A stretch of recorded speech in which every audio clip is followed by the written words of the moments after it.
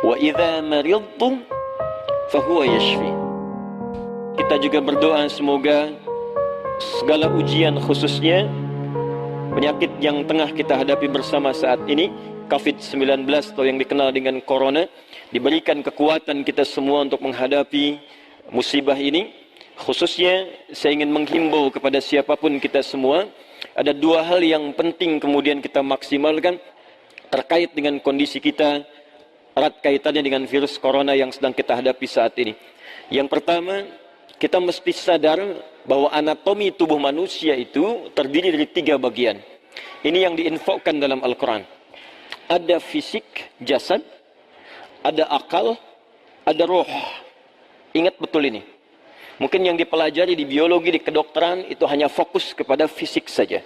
Anatomi fisik. Yang dipelajari di pengetahuan, anatomi akal. Sedangkan roh, tempatnya bukan di pelajaran formal, tempatnya bukan di bidang kesehatan fisik. Ini terkait dengan nilai-nilai spiritual. Sedangkan penyakit biasanya menghantam pada 2 di antara 3 ini. Kalau bukan pada fisik, maka dia menghantam pada roh. Itu yang saling terkait, berkelindan.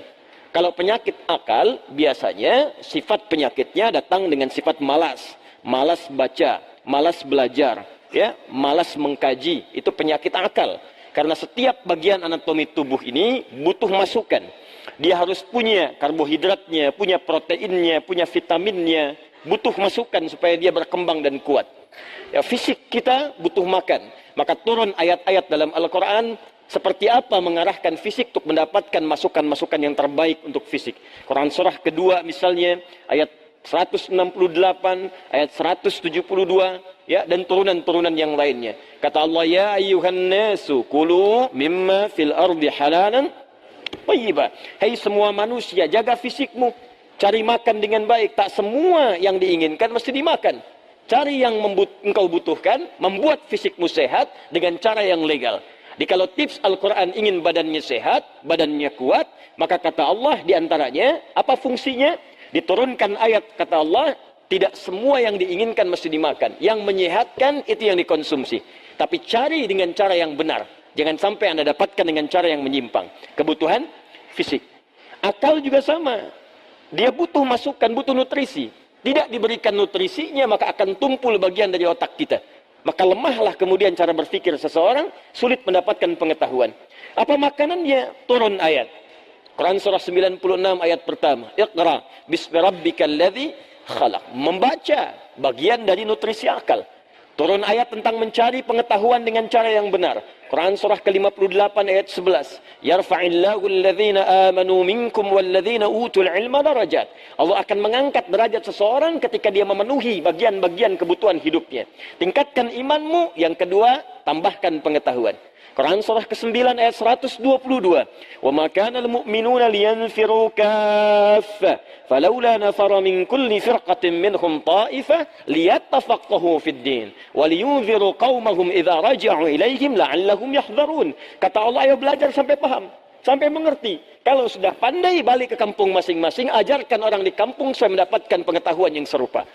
Nutrisi terkait akal. Ruh tidak banyak dipelajari. Sejak zaman Nabi, orang bertanya pada Nabi SAW, Muhammad, apa esensi roh? Bagaimana sifatnya? Bagaimana bentuknya? Apa nutrisinya? Turun Quran surah ke-17 ayat 85 untuk menjawabnya. Yas'alunaka 'anir ruh. Qulir ruhu min amri rabbi wa ma utitum minal ilmi illa qalila. Muhammad SAW, mereka semua banyak bertanya kepadamu tentang esensi roh. Katakan pada mereka, roh itu urusanku. Semua infonya hanya dimiliki Allah subhanahu wa ta'ala. Dan kalian tidak diberi pengetahuan kecuali sedikit. Sedikit untuk urusan fisik, silahkan. Ya, gali, analisis terkait tentang fisik, bedah. Dapatkan kebutuhannya, teliti bagian-bagiannya, dapat kita infonya. Tentang akal, silahkan temukan, kreasi. Dapatkan ciri-ciri pengetahuan yang baru, bidang-bidangnya, turunan-turunannya. Tapi ruh, kata Allah, hanya aku yang tahu nutrisinya. Maka diturunkanlah kemudian nutrisi ruh untuk menguatkan nilai spiritual seseorang yang bisa menguatkan fisik dan akalnya. Awas, hati-hati ya. Kalau fisiknya sakit, tapi ruhnya sehat, itu boleh jadi daya tahan tubuhnya semakin kuat. Dalam arti, bisa jadi walaupun fisiknya kurang sehat, tapi rohnya kuat, dia bisa menjalani kehidupan dengan baik. Tapi kalau rohnya sakit, walaupun fisiknya terlihat sehat, sesungguhnya dia dalam keadaan selemah-lemahnya dalam beraktivitas. Nanti kita akan buktikan. Ya. Apa nutrisinya? Ibadah. Karena itu tidak ada nutrisi terbaik bagi roh kecuali ibadah. Untuk itulah kita diperintahkan sholat, diperintahkan mengaji, diperintahkan puasa, diperintahkan baca Al-Quran, diperintahkan tahajud. Apa esensinya? Untuk memberikan masukan kepada roh. Berikan makanannya supaya dia sehat. Berikan makanannya supaya dia kuat. Nah, apa kaitan dengan kondisi saat ini? Dari hal yang saya paparkan ini, teman-teman sekalian, maka kita bisa bersama-sama menghadapi musibah yang tengah kita alami saat ini dengan virus corona. Kita bagi pada dua bagian. Pertama, secara fisik, rujuk Kementerian Kesehatan. Bagaimana informasi dari pemerintah yang disampaikan kepada kita, kita ikuti itu. Ya. Perilaku hidup yang sehat. Ya, kemudian cari makanan yang dibutuhkan yang kuat. Hindari begini begitu, tipsnya kita ikuti. Karena itu ikhtiar. Ya, ikhtiar secara fisikal yang kita bisa ikuti pedoman-pedomannya. Tapi ada bagian juga yang sangat penting yang terkait dengan pedoman roh. Karena sekuat-kuatnya fisik, kalau rohnya lemah, maka akan berpengaruh pada ketahanan fisiknya. Saya beri contoh sederhana begini. Fisiknya kelihatan sehat, tidak ada luka, nggak ada masalah. Cuma rohnya sakit. Iri hati, dengki, perasaan pesimis, perasaan tak enak hati. Itu ketika terjadi menimpa roh, dampaknya pasti akan hadir ke fisik. Sakit iri hati, hatinya rohnya yang sakit, fisiknya kuat. Tapi makan jadi nggak enak. Ketemu orang jadi nggak nyaman. Tidur jadi nggak enak, terbawa ke fisik. Sebaliknya penyakit fisik, kalaupun rohnya bagus, fisiknya kena penyakit, tapi tetap beraktivitas akan tetap semangat. Nabi Ayub itu kan serangan fisiknya kuat. Tapi karena kondisi rohnya kuat, untuk ibadah pun luar biasa.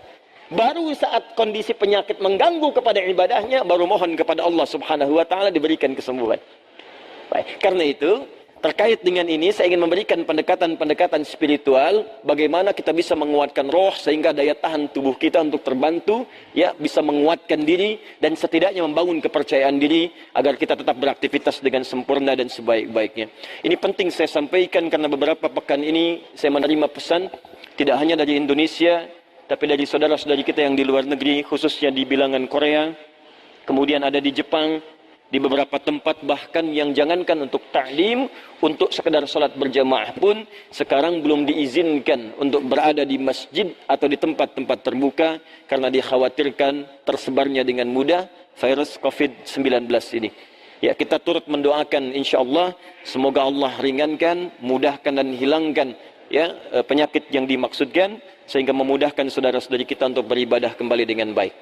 Ya, kemudian yang kedua saya ingin ajarkan zikir dalam Al-Quran yang bisa menguatkan roh tatkala dilanda penyakit-penyakit semacam yang kita hadapi pada saat ini. Satu, jika kita tidak tertimpa dengan penyakitnya, tapi khawatir itu hadir di lingkungan kita, maka diajarkan doa oleh Al-Quran terkait doa yang pernah dibacakan Nabi Ibrahim alaihissalam. Salah satunya terdapat di Quran surah ke-26 Asy-Syu'ara ayat ke-80. Wa idza maridtu fahuwa yashfin. Wa idza maridtu fahuwa yashfin. Singkat, padat. Wa idza maridtu fahuwa yashfin. Kalaupun aku sakit, apapun penyakitnya, pasti Allah akan menyembuhkan. Saya ulang ya. Wa idza maridtu fahuwa yashfin. Kalaupun aku ditimpa penyakit, apapun penyakitnya, pasti Allah sembuhkan. Ini bentuknya fi'il madhi tapi maknanya mudhari'. Das ya? Kalaupun aku sakit, wa idza kalau ketemu fi'il madhi maknanya mudhari'. Sebaliknya, mudhari ketemu dengan iz maknanya madhi. Iz yaqulu iz, ya, iz misalnya, iz bertemu dengan fi'il mudhari maknanya madhi. Tapi kalau fi'il madhi bertemu dengan idza, ya, itu maknanya mudhari, akan, belum kejadian. Jadi kalau Anda khawatir dengan hal-hal demikian, kata Al-Quran tetap optimis. Tetap semangat. Ya, jadi kalau ada penyakit, ada apapun di sekitaran kita, jangan sampai berhenti beraktivitas. Kalau menjadi epidemi, jadi wabah, kata Nabi, lakukan karantina. Benar yang dikerjakan sekarang. Yang sakit jangan datang ke tempat-tempat perkumpulan, jangan keluar dari wilayah, kata Nabi, tinggal di situ. Yang tak sakit jangan berkunjung ke situ. Nah, itu perintah yang Nabi sampaikan ketika menjadi kepala negara. Maka kalau sekarang kepala negara atau lewat kementerian menginformasikan, jangan dulu orang asing masuk ke sini. Atau yang kena penyakit jangan berbaur. Nah, itu bagus, kita ikuti. Ikuti. Sekarang DMI, Dewan Masjid Indonesia, memberikan pengumuman. Ada 6 poin di situ. Kita ikuti dengan baik. Ya, jadi kalau yang sedang sakit, sedang flu, batuk-batuk dan sebagainya, dirasakan bisa menular misalnya, maka tinggal di rumah. Sholat. Ya, jangan berbaur dulu, khawatir menular. Itu standar dalam hadis Nabi. Itu biasa. Tapi kalaupun Anda misalnya berhadapan dengan orang-orang dan belum tahu bagaimana penyebarannya, tindakan preventif penting, silakan mau pakai masker yang lain. Tapi keyakinan perlu dibangun. Kata Allah, wa idza maridtu fahuwa yashfin. Yakin. Ingat, ajal tidak terkait dengan penyakit. Ajal itu terkait dengan maut. Ingat baik-baik. Ajal terkait dengan maut, bukan dengan penyakit. Ya, belum tentu Anda ditimpa penyakit langsung meninggal, belum tentu. Karena banyak orang sehat pun wafat seketika. Jadi gak ada kaitan penyakit dengan kematian. Ingat ya, kematian terkait dengan ajal. Quran surah ke-7 ayat 34. Walikulli ummatin ajal. Setiap umat ada batas waktu hidupnya. Fa idza jaa ajaluha la yastakhiruna sa'atan wa la yastaqdimun. Kalau sudah tiba ajalnya, maka tak bisa Anda mohon dimajukan, tak bisa pun dimundurkan. Nah, ayat ini ingin mengatakan, sudah kalau mau itu urusan Allah. Mau dengan kematian, mau dengan mau dengan penyakit, mau dengan yang lainnya, kalau tiba ajal yang meninggal. Kalau belum tiba, ya nggak akan wafat. Makanya nggak usah terpikir bunuh diri, nggak ada kerjaan. Ya, minum baygon misalnya 1 kontainer, ya. Kalau belum tiba ajal, ya nggak akan wafat. Ya, jelas ya. Dan kalaupun sedang sakit, jangan dikait-kaitkan dengan kematian. Mungkin yang nengok meninggal duluan. Bisa jadi begitu. Atau dokter yang mengobati, wafat duluan. Ya, mungkin terjadi. Karena itu kalaupun Anda kemudian misal ada vonis dari dokter, Anda terkena, Anda suspek, Anda macam-macam. Tidak, jangan simpulkan dengan hal-hal yang kecil dulu. Ketika Anda simpulkan, dekatkan dengan kematian, justru itu akan menurunkan imun Anda sehingga kekebalan tubuh itu semakin menurun. Kuatkan. Ya, wa idza maridtu fahuwa yashfin. Kalaupun saya sakit, Allah pasti akan sembuhkan. Tapi jaga diri baik-baik dengan hal-hal yang tadi diisyaratkan. Yang kedua, kalau Anda terkena penyakitnya dan divonis menjadi bagian dari ahli penyakit itu, misal yang sekarang terkena misalnya kena corona, atau kena yang lain, kena cancer, kena macam-macam, maka Allah ajarkan zikir yang selanjutnya yang bisa Anda bacakan, tapi tolong dibacakan dengan penuh keikhlasan dan permohonan kuat kepada Allah Subhanahu wa taala. Saya akan gabungkan 3 surah sekaligus. InsyaAllah kalau Anda bacakan dengan benar, di situ ada janji dari Allah. Seperti Allah janjikan kepada Nabi Ayub, penyakit apapun selain kematian, Allah akan berkenan menyembuhkannya. Pertama, saya urutkan dulu dari urutan ayatnya. Quran surah ke-17. Quran surah 17 Al-Isra. Ayat 82. Sudah? Ayat 82. Disambungkan ke Quran surah ke-21 Al-Anbiya ayat 83 sampai 84. Nanti saya bacakan ayatnya. Terakhir ditutup dengan Quran surah pertama Al-Fatihah ayat 1 sampai 7. Quran surah ke-17 Al-Isra ayat 82. Quran surah ke-21 Al-Anbiya ayat 83 sampai 84 dan ditutup dengan Quran surah Al-Fatihah ayat 1 sampai ayat 7. Sekarang perhatikan baik-baik. Awas, ini bukan ilmu otak-atik ya. Ini isyarat Al-Quran. Wa nunazzilu minal Qur'ani ma huwa shifaa'un. Ini poinnya. Wa rahmatul lil mu'minin wa la yazidul zalimina illa khasara. Wa nunazzilu minal Qur'an, dan kami turunkan dari ayat-ayat Al-Quran itu ma huwa shifaa'un, ada yang bisa menjadi syifa. Apa itu syifa? Obat. Apa itu obat? Syifa. Ibu syifa, ibu obat. Baik. Obat penawar itu ada dua nama. Seperti penyakit pun ada dua nama. Satu, obat bagi penyakit fisik yang standar. Disebut dawa namanya. Dawaun. Penyakitnya daun, obatnya dawaun. Ya, ada riwayat mengatakan likulli da'in dawaun. Setiap penyakit pasti ada obatnya. Kecuali kematian. Ya, kecuali kematian. Selain kematian, kata Nabi ada obatnya. Ya, kalau kita mau kreatif, kita dapatkan analisis, dapatkan hadis. Ya, likulli da'in dawaun. Itu penyakit fisik. Ya, pusing, sakit perut, sakit gigi, macam-macam. Kata Nabi, Anda kreatif, dapat obatnya. Obat untuk fisik ini disebut dawa namanya.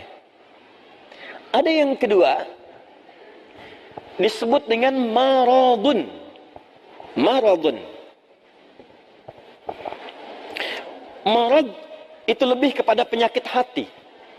Penyakit jiwa. Roh. Ini.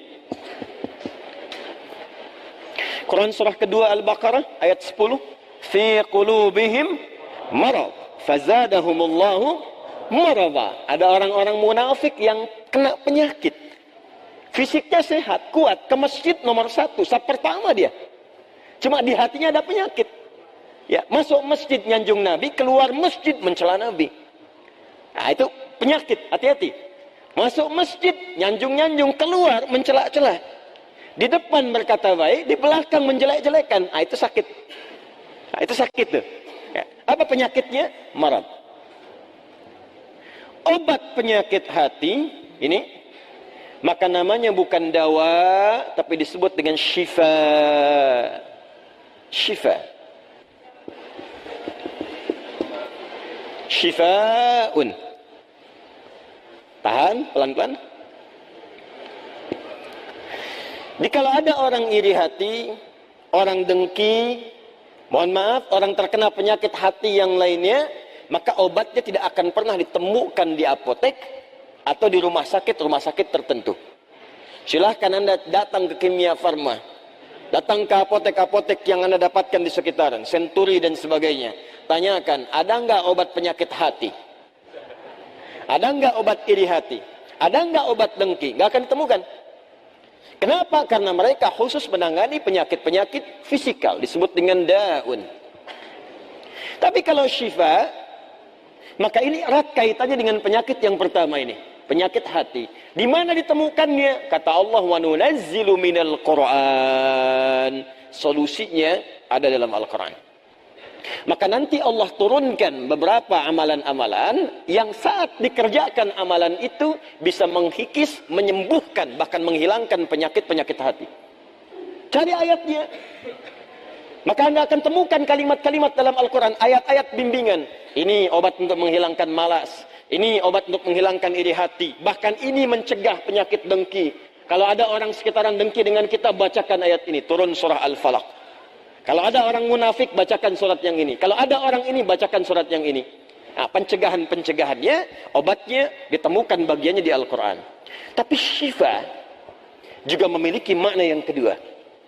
Dia adalah obat bagi penyakit fisik yang sudah sulit ditemukan obat dan penawarnya. Kalau dokter sudah mengatakan, sudah ini nggak ada obatnya, ini belum ditemukan penawarnya, maka Allah turunkan kemudian beberapa ayat dalam Al-Quran berupa zikir-zikir tertentu yang kalau dilakukan dengan benar, maka melahirkan penawar yang tidak ditemukan secara fisikal. Apa diantaranya? Yuk kita bacakan Quran surah ke-21 Al-Anbiya ayat ke-83 sampai 84. Kenal Nabi Ayub? Bagus. Ada yang kenal di sini. Baik. Bukankah ujian Nabi Ayub salah satunya kena penyakit fisik? Bukankah ujian Nabi Ayub alaihissalam salah satunya kena penyakit fisik? Ya. Pertama ujian harta, habis semua asetnya. Yang kedua ujian keluarga, wafat semua anaknya. Yang kedua, ketiga ujian fisik. Ditimpa, diuji dengan penyakit, maaf, yang belum ditemukan obatnya, tidak akan pernah dirasakan orang sebelumnya, tidak dialami orang setelahnya, saking parahnya penyakitnya. Dokter mengatakan sudah nggak ada obat. Orang mengatakan secara klinis mustahil sembuh, nggak ada obatnya. Maka apa yang dikerjakan oleh Nabi Ayyub alaihissalam? Ingat, ini pesan dari Al-Quran. Ada isyarat begini, ketika manusia mengatakan, makhluk mengatakan ini mustahil, itu tanda pertama dari Allah supaya langsung kita diminta untuk memohon kepada Allah Subhanahu wa Ta'ala. Jadi kalau ada orang mengatakan ini nggak bisa, itu langsung tanda langsung dari Allah supaya tinggalkan pendapat makhluk, minta kepada Khalik. Itu poinnya. Makanya seringkali ujian penyakit itu diantaranya mendorong kita untuk mendekat kepada Allah. Jadi kalau Anda diberikan penyakit sampai parah, nggak menyebut nama Allah juga, perlu dikasih apa lagi supaya ingat sama Allah? Jadi kalau diberikan yang paling parah, nggak sempat menyebut nama Allah juga, Anda perlu dikasih apa lagi? Kan itu seringkali ujian itu, kata Nabi, jika Allah mencintai seorang hamba, diberikan ujian supaya dekat dengan Allah. Innallaha idza ahabba 'abdan ibtala. Allah itu kalau sudah cinta dengan seorang hamba, diberikan ujian supaya ingat, nyebut. Mungkin sebentar lagi wafat, sebut nama Allah, dekatkan diri dengan Allah. Makanya, maaf ya, nikmat kesehatan itu berharga ketika sakit. Ya, syukur nikmat itu datang ketika sakit. Peningkatan ibadah hadir ketika sakit. Begitu diuji, ingat Allah. Nah, ini yang dikerjakan Nabi Ayyub alaihissalam. Begitu penyakitnya sudah mulai mengganggu beliau ibadah, maka perhatikan zikirnya. Amalkan ini, bacakan dengan penuh ketulusan. Wa ayyuba, dan kami buka kisah Ayyub alaihissalam. إذ نادى ربه أني مسني الضر وأنت أرحم الراحمين. Ini zikirnya. Anni massani ad-durr wa anta arhamur rahimin. Anda boleh bacakan dari sini. Ya, anni massani ad-durr wa anta arhamur rahimin. Allahumma anni massani ad-durr wa anta arhamur rahimin. Allahumma anni massani ad-durr wa anta arhamur rahimin. Dalam tahajud Anda mohon kepada Allah. Yang divonis misalnya matanya sulit sembuh, yang divonis misalnya ini penyakit gak mungkin sembuh, yang divonis kanker macam-macam, minta Allahumma anni massani ad-durr wa anta arhamur rahimin. Ya Allah, penyakit ini sudah mulai mengganggu saya untuk bisa fokus ibadah kepadamu. Ini kuncinya. Jadi kalau bacakan ayat ini, arahkan ke kepentingan ibadah, jangan cuma minta sembuh. Sebab yang pengen sembuh pun banyak. Jangankan Anda, yang lain pun pengen sembuh. Apa motivasinya supaya Allah cepat sembuhkan kita? Maka dekatkan kesembuhan itu pada kepentingan ibadah. Minta, ya Allah saya pengen sholat. Berikan kesembuhan pada kaki saya untuk bisa melangkah. Ya. Ini peserta karantina Al-Quran, mungkin sebentar lagi akan datang kisahnya. Ada salah satu matanya yang gak berfungsi. Divonis gak bisa melihat. Gak bisa melihat salah satunya. Dia ikut karantina. Dia baca Quran dengan tulus, dia berdoa kepada Allah. Sekitar 2-3 hari yang lalu, tiba-tiba dia masuk kamar mandi, dapat cahaya, terbuka, melihat semua. Sekarang matanya bisa melihat normal dua-duanya. Minta, Allahumma anni massani ad-durr wa anta arhamur rahimin. Sebentar.